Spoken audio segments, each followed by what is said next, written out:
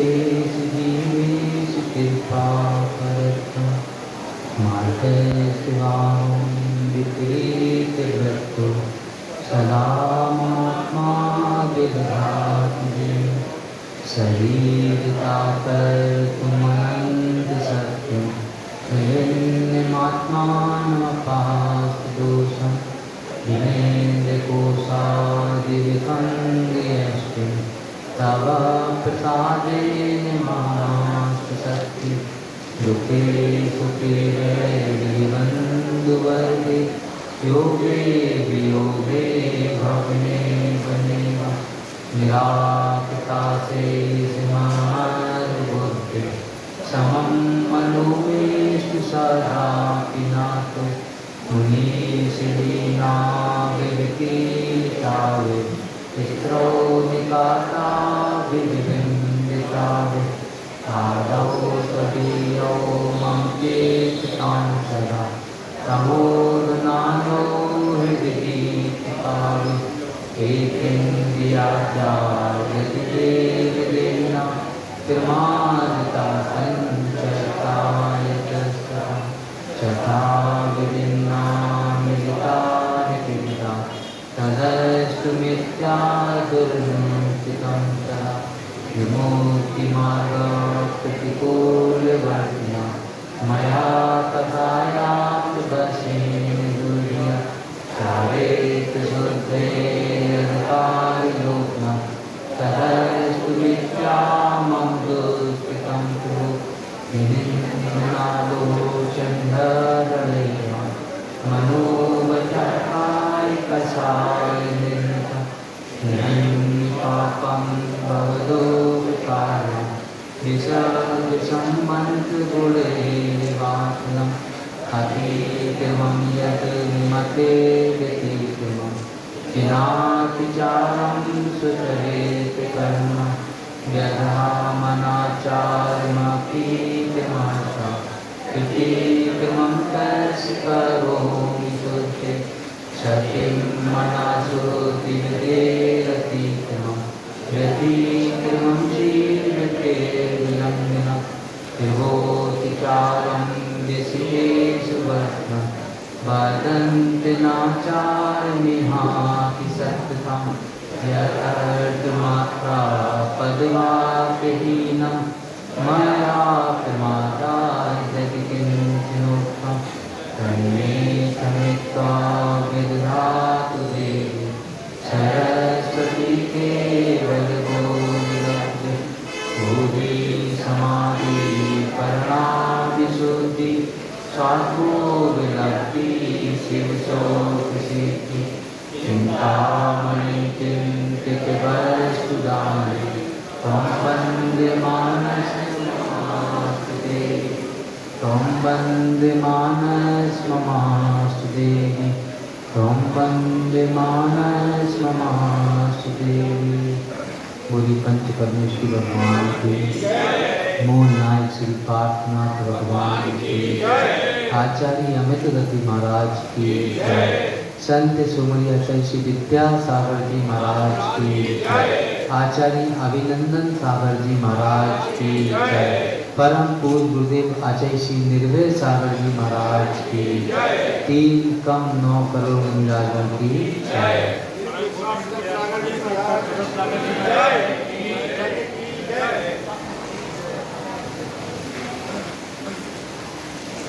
कभी कभी आपके मन में ऐसा लगता होगा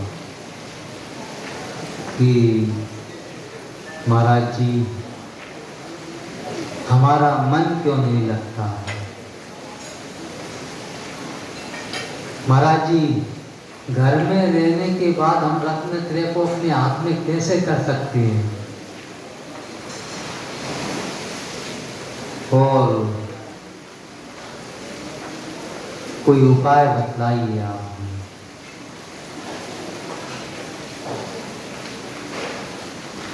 सज्जनता की उपाधि चाहिए हमें क्या सज्जनता की उपाधि कैसे मिलेगी महाराज जी। ये 3 बातें बार बार चिंतन में आ रही हैं कि सज्जनता की उपाधि घर में रहने के बाद कैसे मिल सकती है, हम बंदनी कैसे हो सकते हैं घर में रहने के बाद। और ये बात आपके मन में भी विचार आती होगी कि आप लोग भी बाजार जाते हैं, तीर्थ क्षेत्रों पर जाते हैं, पिकनिक मनाने जाते हैं, कुल्लू मनाली जाते हैं, तरह तरह से महाराजियों के उपदेश सुनने जाते हैं यहाँ वहाँ, लेकिन मन क्यों नहीं लगता है?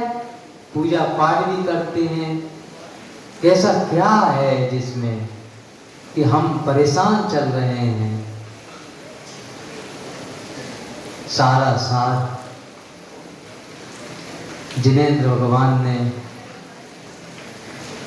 भगवान महावीर स्वामी जी के शासन में सारा सार दे दिया। भगवान महावीर स्वामी जी के निमित्त से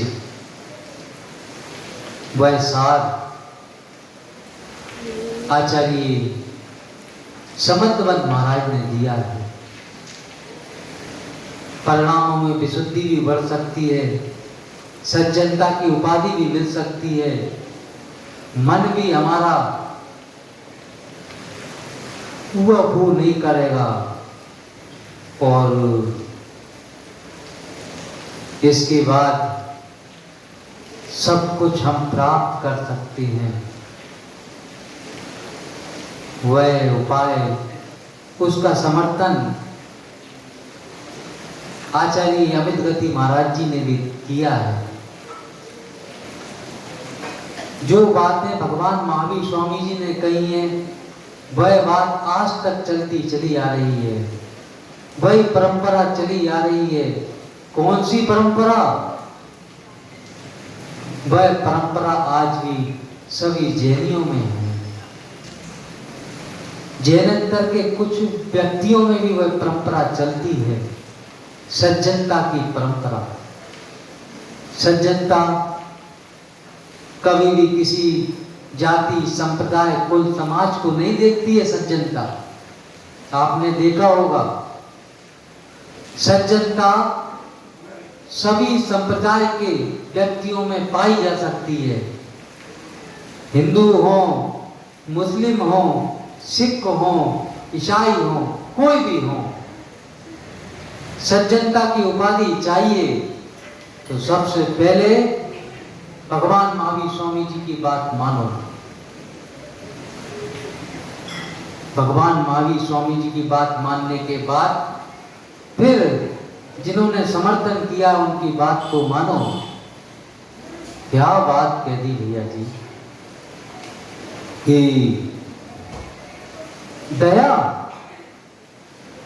दया समाधि में कारण है। क्या कह रहे हैं? दया परिणामों में विशुद्धि कारण होती है। दया से सज्जनता की उपाधि आती है और दया से मन एकाग्र हो जाता है। दया के भाव जिसके अंदर आ जाते हैं, निश्चित रूप से वह सबसे घर में रहने के बाद रत्न त्रय को अपने बस में कर सकता है। रत्न त्रय को बस में कर सकता है। हाँ, बस इतना करना है आप लोगों के लिए कि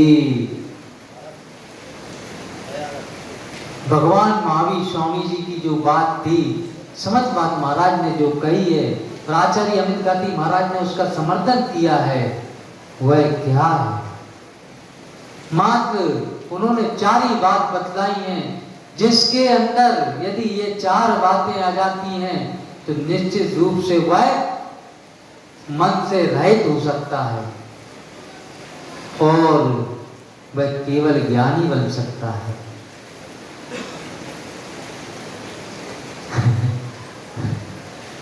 आप समझने का प्रयास कर रहे हो, हम समझाने का प्रयास कर रहे हैं और अभी क्या कैचिंग पावर पकड़ी नहीं हो रही है।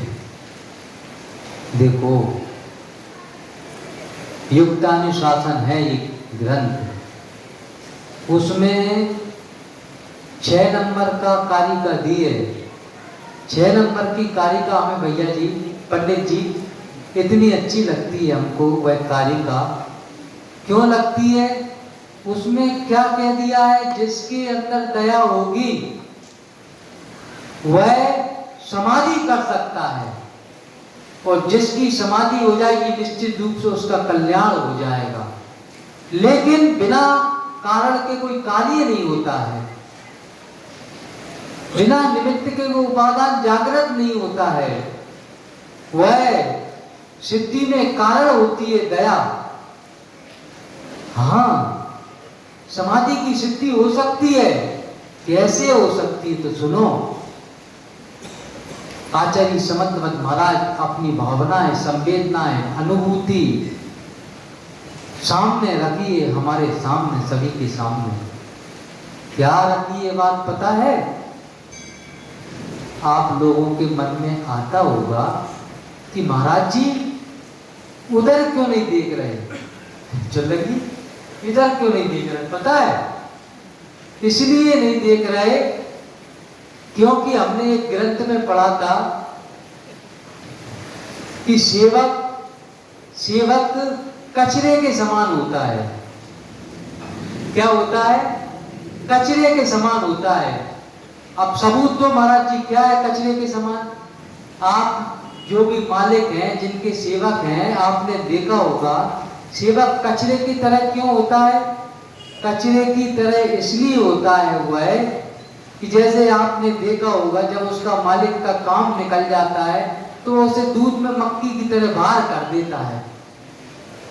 होता है कि नहीं होता? मान लो 20,000 रुपए की सैलरी का कोई काम कर रहा है, वो प्राइवेट काम कर रहा है, और कोई अच्छा एक्टिव गुणी वाला व्यक्ति, कोई अच्छा विद्वान यदि मान लो 10,000 रुपए में मिल जाए, 15,000 रुपए में वही कार्य करने वाला, तो वह मालिक क्या करेगा बताओ? वह एक ही कार्य करेगा कि वह उसे निकालने का प्रयास करके कचरे के समान निकाल देता है। ऐसे ही हमारे मन में कभी कभी विचार आ जाता है, हम इस साइड में क्यों नहीं देख रहे? क्योंकि यहाँ थोड़ा बहुत कचरा पड़ा हुआ है।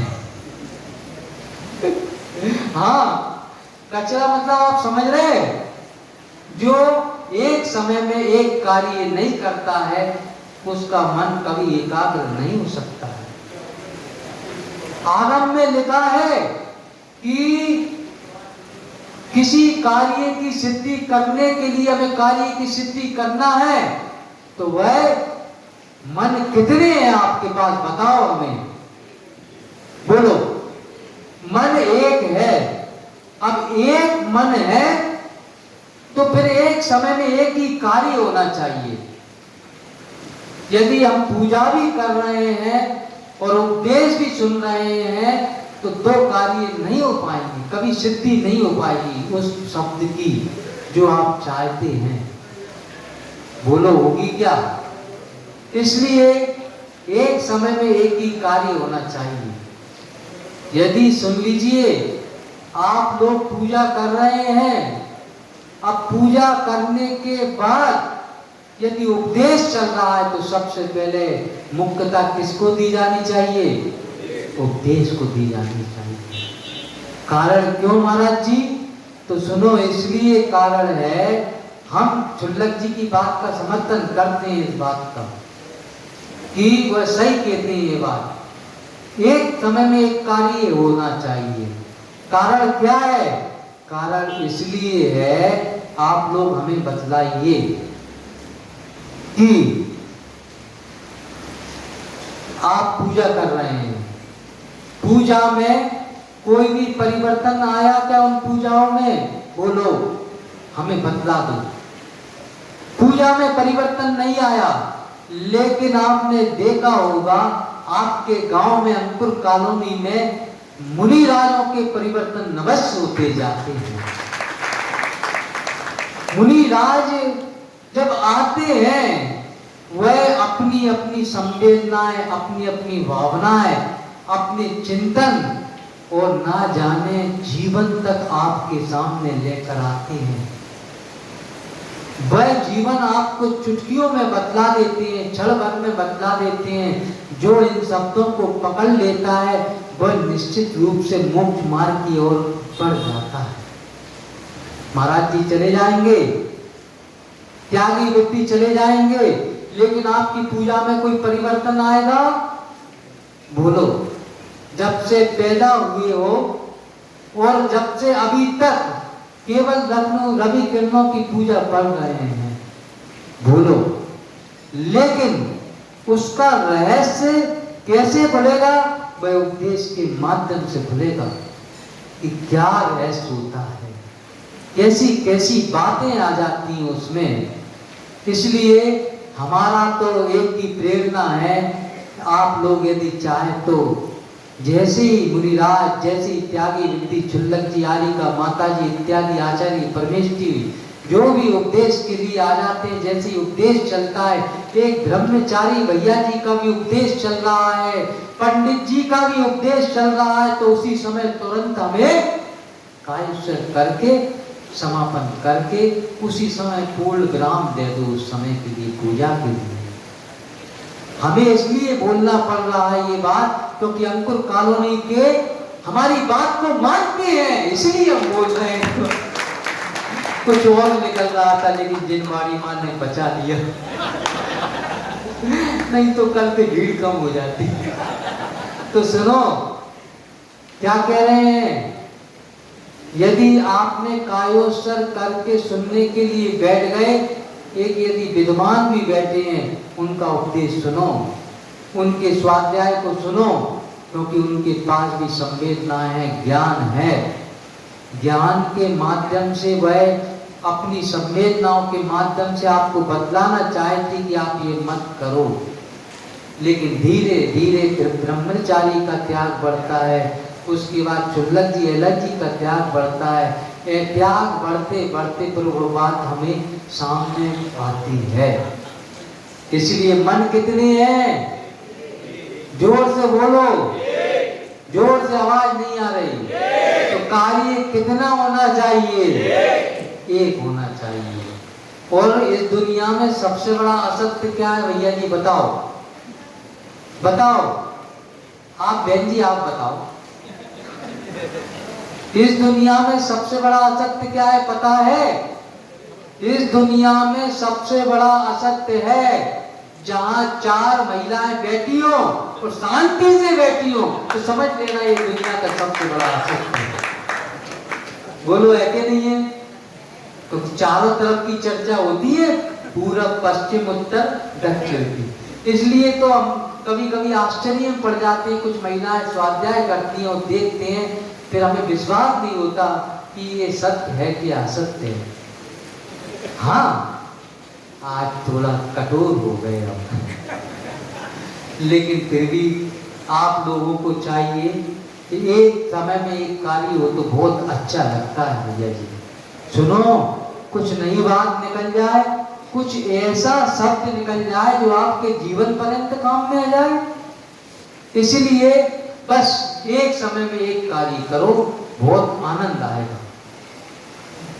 एक बात और बतला दें आपके लिए हम कि मन की बात चल रही है, मन हमारा विचलित क्यों रहता है, मन एकाग्र क्यों नहीं है, इसलिए हम बाहर भी जाते हैं लेकिन हमारा मन क्यों नहीं होता, वह बात हम धीरे धीरे घुमाते घुमाते उसको, स्टीयरिंग को वहां तक लेकर आ जाएंगे। सबसे पहले तो आप लोग एक बात ध्यान रखना, यदि आप लोग पूजन करते हैं, हमारा विचार है, यदि पूजन कर रहे हैं, पूजन के दौरान यदि आपकी द्रव्य की सामग्री एक पात्र से दूसरे पात्र में जा रही है और दूसरे पात्र में जाते जाते यदि बाहर गिर जाता है एक तंदुल का दाना भी, एक तंदुल का दाना भी बाहर गिर गया, इसका मतलब है कि आपका मन अभी एकाग्र नहीं है। क्योंकि एकाग्र मन वाला तो ऐसा होता है कि बिल्कुल भी एक भी तंदुल का दाना बाहर नहीं गिरने देता। हाँ, बिल्कुल नहीं। अरे पढ़ने का आनंद क्या होता है, जीवन का आनंद क्या होता है, उसको समझने के लिए हमें बस थोड़ा तक केवल रवि किरणों की तरफ आ जाओ। आप एक अर्घ चढ़ाते हो फल के लिए, वो अर्घ चढ़ाते हो आप तो क्या चढ़ाते हो? जग में जिसको निज कहता मैं, वह छोड़ मुझे चल देता है। मैं आकुल व्याकुल हो लेता, व्याकुल का फल व्याकुल का। मैं शांत निराकुल चेतन हूँ, है मुक्ति रमा सहचर मेरी। यह मोह तड़क कर टूट पड़े, तू सार्थक फल पूजा के। सुनो, इसकी सार्थकता कब होती है? इसकी सार्थकता तब होती है जब हमारा मन एकाग्र होता है, जब उसको एक एक तंगल के दाने को, एक एक अर्घ को एक भी बार नहीं गिरना चाहिए।